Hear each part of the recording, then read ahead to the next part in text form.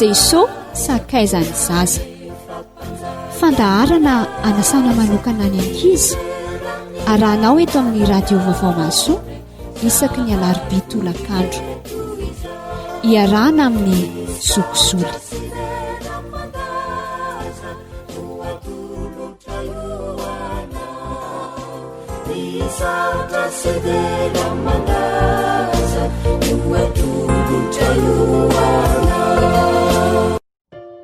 Dia falindrindra tafaraka aminareo indray ao anatin'ity fandaharana Jesosy sakaizany zaza ity, miarahaba ny ankizy kely rehetra mpanaraka ny fandaharana, miarahaba ny lehibe ihany koa. Misaotra an'Andriamanitra tsika noho ny tombonandro izay mbola omeny atsika, dia misaotra anareo ihany koa mahatsiaro ny fandaharantsika. Andeha hanomboantsika ny fandaharana dia hamaky ny tenin'Andriamanitra ato amin'ny ohabolantsika. Ohabolana toko 7 ny 7:10 ka hatramin'ny 9:20. Vakitsika amin'ny anaran'i Jesosy. Sambatra izay olona mahita fahendrena sy izay olona mahazo fahalalana. Fa ny fandratoana azy dia tsara noho ny fandratoana volafotsy, ary ny tombarotra aminy dia mihoatra noho ny volamena tsara. Sarobidy noho ny voangy izy, ary izay rehetra irinao tsy misy azo ampitaina aminy. Fa andro maro no eo an-tanany ankavanana, ary arena sy voninahitra no eo an-tanany ankavia. Lalana mahafinaritra ny lalany, ary fiadanana no alehany rehetra. Azonaina ho an'izay rehetra mifikitra amin'izy, ary izay rehetra mitana azy no atao hoe sambatra. Inona daholo ny voaresaka tao anatin'izay ten'Andriamanitra izay rakizy? Mikasika n'inona ilay resahany? Kasika ny fahendrena. Ny fahendrena hoy izy dia mihoatra noho ny volafotsy sy ny volamena, mihoatra noho ny voangy. Zava-tsarobidy daholo izany tany saina izany. Isa izao ny ankizy kely manana peratra volamena, dada sy neny izao no manao peratra volamena, peratra tamin'ny mariazin-dry zareo. Sarobidy be reny. Dia mbola misy zavatra hafa ihany koa azo avy amin'ny fahendrena. Andro maro eo an-tanany ankavanana, arena sy voninahitra no eo an-tanany ankavia. Feno fiadanana ihany koa ny lalany noho izy, ary feno fahasambarana izay mitana azy. Hitanareo amin'izany rakizy, ny olona manana ny fahendrena dia tena ampoky ny soa, tena manana zava-tsoa be dia be tokoa. Ao anatin'ity tenin'Andriamanitra ity no azahoantsika fahendrena, dia manasa anareo anaraka hatrany ny fampianarana ny tenin'Andriamanitra. Izany fandao hivavaka tsika. Andriamanitra dia mankasitraka anao izay ny amin'ny fitiavana ho anay.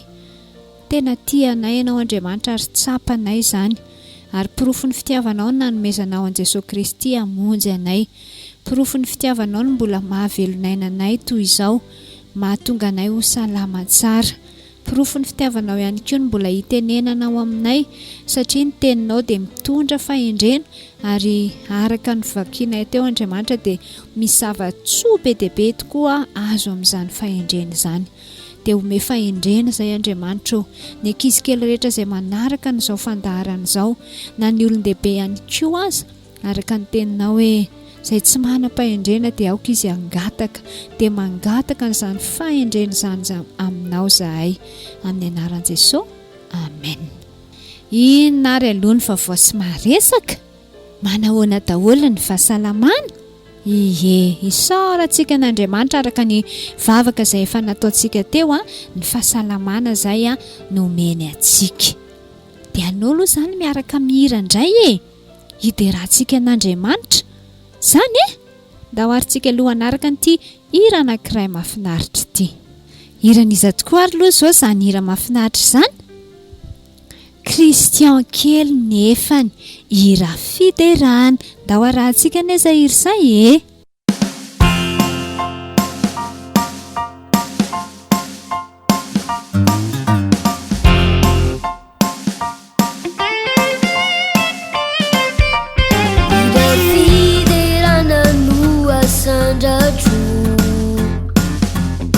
Ira fiderana no fisaurako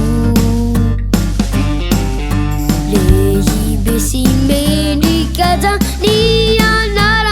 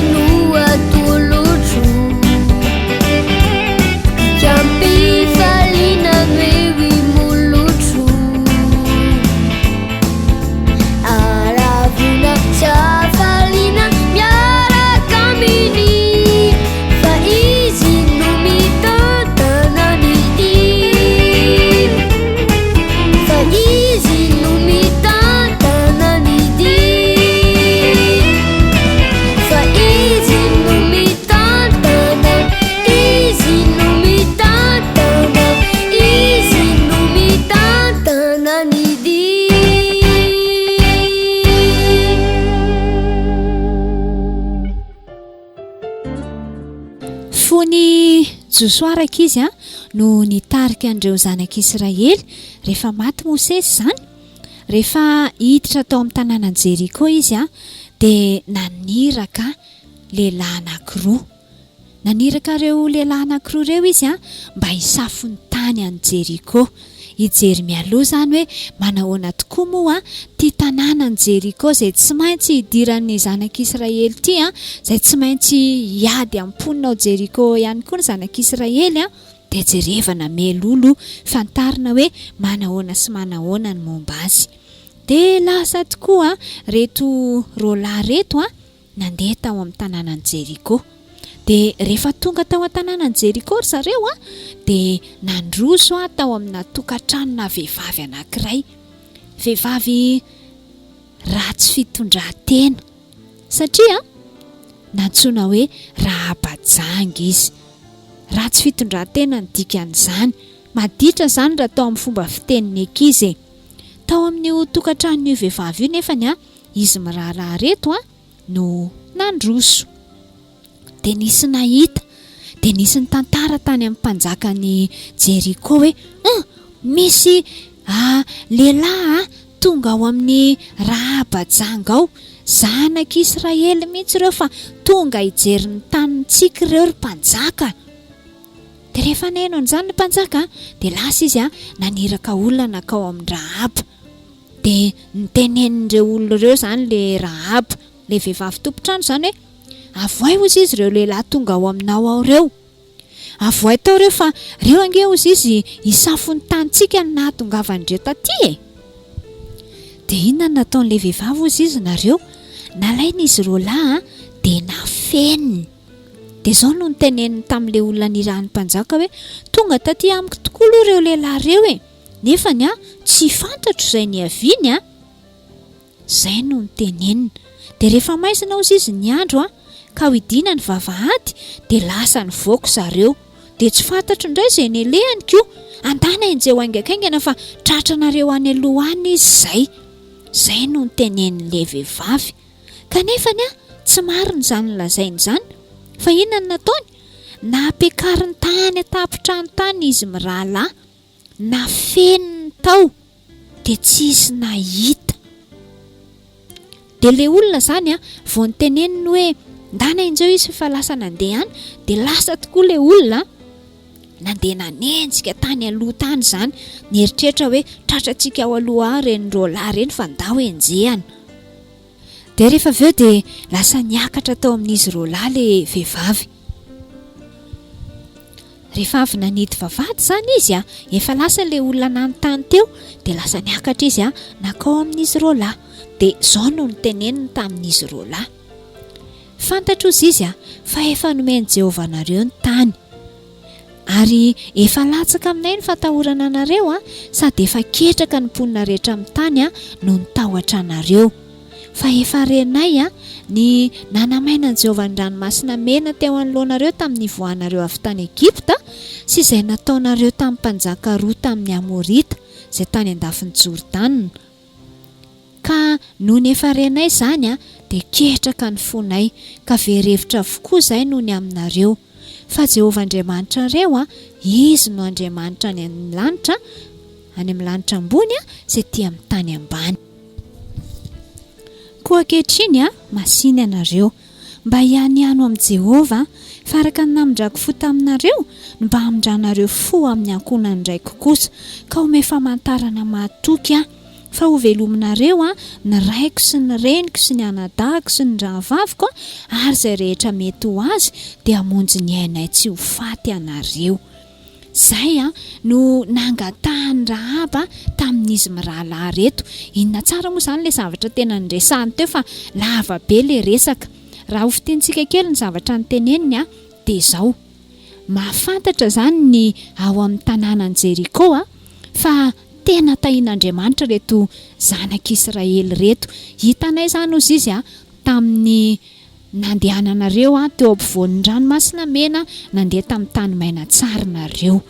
Dia fantatray ihany koa izy fantatro fa ny Andriamanitra reo no Andriamanitra any amin'ny lanitra ambony sy ty amin'ny tany ambany. Tena nino an'Andriamanitra Rahaba rakizy ary anga vitan'izay ihany nangataka famindram-po ihany koa izy tsy ho azy rery ihany fa ho an'ny dada sy mamany dia ho an'ny anadany sy ny rahavaviny ihany koa raha vao maheno an'ilay anarana zao tsika hoe Rahabajanga dia nilazain'ny zokoteria loteria hoe raha tsy fitondran-teny zany maditra zany dia tonga dia tena mieritreritritsika hoe olona tsisy ilana azy mihitsy fa kay nisy zavatra tsara tao amin'ny Rahaba tao. Ilay zavatra tsara voalohany indrindra aloha dia izao nino an'Andriamanitra izy arak'izay efa nilazainy tamin'ireo iraka mpisafitany roalahy ireo. Fa ny zavatra tsara nananany ihany koa dia izao tiany beraka izy ny ray aman-dreniny dia nipiraitam-po aminy nareo ve mba tena tiany dada sy neny? Tena mahafinaritra be zany ary zany no tena fifaliana indrindra ho an'ny ray aman-dreny zany hoe ny ankizy tia azy ary indrindra mifankatia ihany koa ny ankizy dia samy tiany zoky zandry daholo koa nareo tsy hoe Rahabajanga kely kory nareo zany fa izay ny lesona tsoahantsika ao anatin'iny tantara iny hoe mila mifankatia mila mino an'Andriamanitra ihany koa zany dia rehefa niteny an'izany ity vehivavy ity dia izao no nitenen'izy roalahy taminy hoe ny ainay ozy izy no faty isolanareo ratsy olazainareo izao raharahanay izao ary raha omeny Jehovah anay ny tany dia hamindra fo sy hanao izay marina aminao izahay. Dia rehefa vita ny resaka ny fanaovany zareo dia nampidinina tamin'ny tady mahazaka avy eo amin'ny varavarakely izy roalahy. Fa maninona ny tena varavarankely no nampidinina amin'ny tady mahazaka? Ka miafina an'ilay olona ao an-tanàna tsinona ka manjary vonoiny zareo raha vao fantany hoe kay zareo mbola tao amin'ilay raha matoto ihany fa tsy mbola lasa nandositra akory. Dia nampidinina teo amin'ny varavarankely zareo dia izao no nafatra ny tenen'ny Rahaba taminy hoe mandehana ny atendrombohitra fa andreo dia hifanena aminareo ny mpanenjika dia miherelo any ateloana mandra-piveriny ary rehefa afaka izany izay nareo vao mandeha any amin'izay alehanareo amin'izay. Dia nanafatra kely any Rahaba ihany koa zany izy roalahy avy eo zao izy rehefa hiverina ity izay dia afehanao eo amin'ny varavarankely izay nampidinanao anay eo izy io kofehy jaka io ary ny rainao sy ny reninao ary ny anadanao mba amin'ny ankonan'ny rainao rehetra dia hovrinao ho ao an-tranonao ary izay rehetra mivoaka eo am-baravaran'ny tranonao eny ivelany dia eo andohany ihany ny rany ary izahay tsy anatsiny fa izay rehetra mitoetra ho aminao ao an-trano kosa dia eo andohanay kosa ny rany raha tany misy olona maninona azy akory fa raha tany ambarambaranao izao raharahana izao dia ho afaka amin'ny fianianana izay nampianianinao anay izahay. Inona daholo ary ny dikan'izany teny sarotsarotra kely maromaro izay. Nanafatra zany izy mirahalahy hoe zao mbola hiverina ity izay aka ny tany ny Jeriko. Izay tsinona ny tena antondian'ny tany nijery an'ilay tany izy hoe manahoana sy manahoana fa mbola hiverina ry zareo aka n'io tany io. Dia amin'izay fotoana izay hozy izy ataovy eo amin'io varavarankely nampidinanao anay io ihany io tady izay nampidinanao anay io teo dia ataovy mijanona ato an-tranonao ato daholo ny fianakaviananao rehetrarehetra fa tsy haninona anareo izay raha toa ianao ka tsy miteniteny an'izao raharaha izao fa raha vao teniteneninao izao dia tsy mamonjy anao indray izahay. Izay no afatra nataon'izy mirahalahy tamin'ny Rahaba. Dia hozy izy Rahaba hoe eny ary fa marina izany dia nasainy nandeha amin'izay izy roalahy dia nafehany teo amin'ny varavarankely ilay kofehy jaky menamena be ny dikan'izany jaky izany kofehy menamena be zany nataony teo amin'ny varavarankely teo dia lasa izy roalahy tonga dia nody ve izy moa? Tsy tonga dia nody izy fa lasa aloha nandeha nakany atendrombohitra mbola niafina aloha fa sao dia mifanena amin'ilay mpanenjika any mantsy dia nijanona tany atendrombohitra tany izy nandritra ny 3 andro. Dia rehefa tapitra ny 3 andro izay izy vao niverina soamantsara nandeha tany amin'ny tanànany amin'izay niresaka tamin'ny Joshua izy dia izao no nitenenindry zareo hoe Efa natoloky Jehovah eo an-tanantsika tokoa ny tany rehetra, ary efa ketraka ny mponina rehetra amin'ny tany no nitahotra antsika. Zany natao hoe zanak'Andriamanitra rakizy. Hitan'ny olona amin'ny fiainany Andriamanitra izay miasa eo aminy, ary dia matahotra azy ny olona. Zany angentsika rehefa zanak'Andriamanitra, matahotra antsika ny olona satria Andriamanitra ny tompontsika. Dia mirary soanareo rehetrarehetra, efa zanak'Andriamanitra velo ianao dia nio tsara zany anio mila fantarina tsara. Raha toa ianao ka mbola misalasala hoe za ve efa zanak'Andriamanitra ary sa tsia, dia valio reto fanontaniana reto. Ianao ve efa tena nibebaka marina tamin'ny fahotanao? Ianao ve efa nandray an Jesosy Kristy ho tompo sy ho mpamonjy ny fiainanao? Ny fanahy masina ve amin'izao fotoana izao efa monina ao anatinao ao? Raha eny ny valin'izany zanak'Andriamanitra ianao, satria hoy ny tenin'Andriamanitra hoe izay rehetra nandray azy dia nomeny hery ho tonga zanak'Andriamanitra. Dia rehefa tonga tokoa rakizy ny fotoana izay niakaran'ny zanak'Israely tao Jeriko dia izao tena novonjena tokoa Rahaba sy ny ankohonany. Fahasoavan'Andriamanitra izany, na dia maditra azy izy na dia ratsy fitondran-tena ary izy rehefa nino an'Andriamanitra izy dia hovonjena. Ianao ihany koa, ninona ditra efa nataonao, ninona fahotana efa nataonao, raha tena vonina hibebaka marina ianao ary handray an Jesosy hovonjena ianao. Amen. Zany tokoa. Ao amin'ny Josoa toko 2 ny 1 ka hatramin'ny 4 no ahitantsika an'izay tantara izay. Daholo antsika hiaraka amin'ny Nani Andriamorasa tamin'ity hira ity ny lohateniny rehefa avy eo tsika manohy ny fantarana indray. Tiri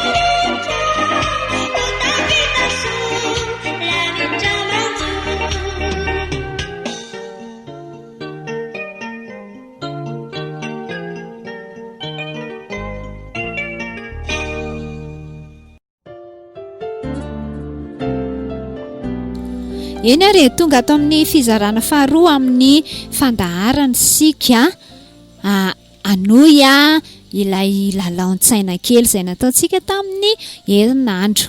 Voalohany indrindra aloha tena mankasitraka be dia be anareo rehetra izay nandray anjara tao anatin'ny famalinany fanontaniana mikasika an'ilay lalaon-tsaina izany maro be mihitsy nareo namarina azy dia misaotra an'Andriamanitra tsika fa afaka mikarokaroka ny saina sady mampitombo ny fahalalantsika ny tenin'Andriamanitra ihany koa izany.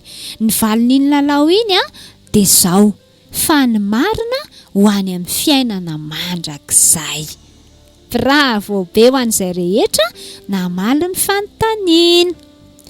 Dia hiditra amin'ny lalaon-tsaina manaraka indray tsika izao. Efa voneo akaiky eo ve ny taratasy sy ny penina ankizy kely? Ndao ary aloha andrasako vetivety ianao ao anatin'ity feonkira ity raha mbola haka taratasy sy penina. Izay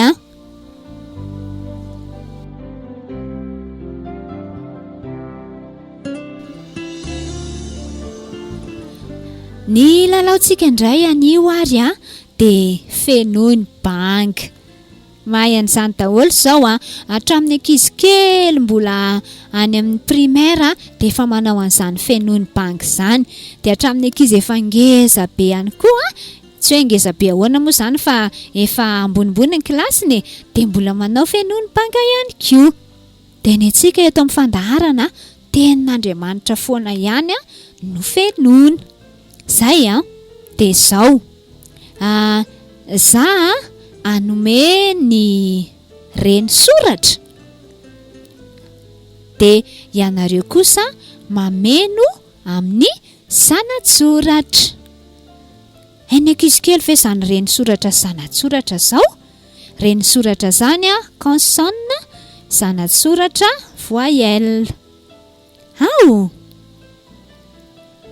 Dia tononiko izany ny reny soratra dia rehefa mitena hoe zanatsoratra dia soloinao zanatsoratra izany ilay zanatsoratra teneniko. Dia rehefa avy eo manome fehezan-teny anankiray indray izay tenin'Andriamanitra. Vonina ve tsika? Ndao ary. F zanatsoratra. Zanatsoratra. Z zanatsoratra. Zanatsoratra. Ataovy teboka kely aloha izany ilay lazaiko hoe zanatsoratra. Azonareo soratanao ilay reny soratra teneniko dia rehefa mitena hoe zanatsoratra dia asianao teboka kely eo io izany ilay ho fenoinao zanatsoratra rehefa avy eo. Azonareo ve? Averiko ary ilay izy averiko hatramin'ny voalohany. F zanatsoratra. Zanatsoratra. Z zanatsoratra. Zanatsoratra. R zanatsoratra. Aintso zanatsoratra. T R zanatsoratra. N zanatsoratra. N D R zanatsoratra. Zanatsoratra. Zanatsoratra.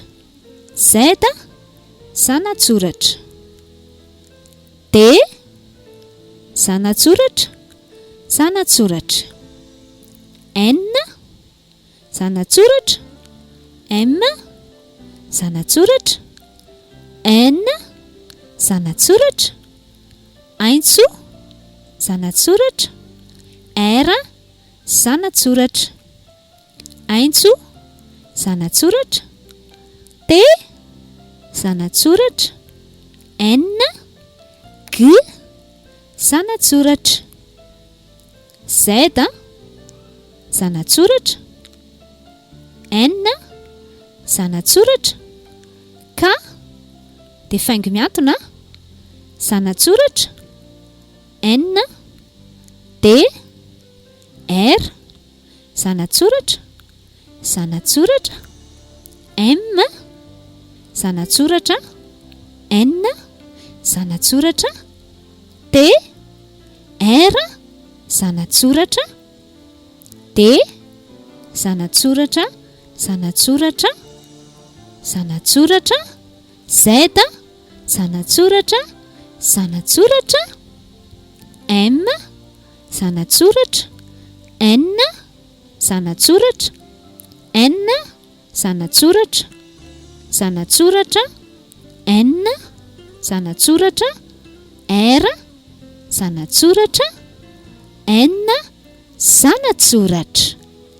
Rehefa fenonao daholo ireo zanatsoratra rehetrarehetra ny tany saiko teo ireo a, dia ahita tenin'Andriamanitra mahafinaritra be ianao. Dia alefanao SMS ihany ny valiny a, 033 14 776 86 na ny 034 28 203 19. Dia mahasotoraka izy mikarokaroka dia mieritreritra, izany mihitsy ny mahalalaon-tsaina azy anie, mampiasa saina kely. Dia manantena ahazo valiny maro be avy any aminareo andray a, ny tompo anie a hanolo-tsaina anareo tsirairay. Hatreto ny fandaharantsika efa dia mirary soa indrindra, manome fotoana anareo amin'ny manaraka indray. Tahiny tompo a.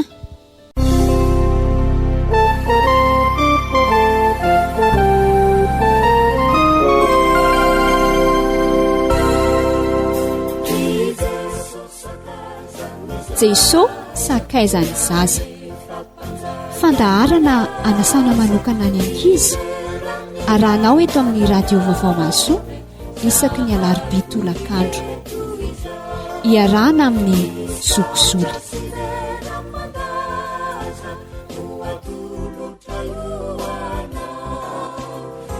Santa Severa Mandaza,